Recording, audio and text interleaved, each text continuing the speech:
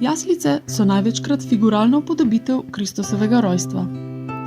Sprva so bile postavljene predvsem v cerkvah, nato so se širile tudi v plemiške domove, v 18. stoletju v meščanske in na začetku 19. stoletja še v kmečke domove. V preteklosti so bile v cerkvah najbolj razširjene odrske jaslice s poslikanimi iz desk izžganimi figurami in omarične jaslice, ki so svoj prostor našle tudi v meščanskih domovih.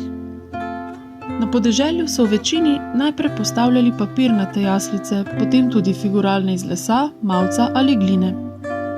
Primere jaslic iz konca 19. in začetka 20. stoletja si lahko ogledate tudi na naši stalni razstavi Med naravo in kulturo.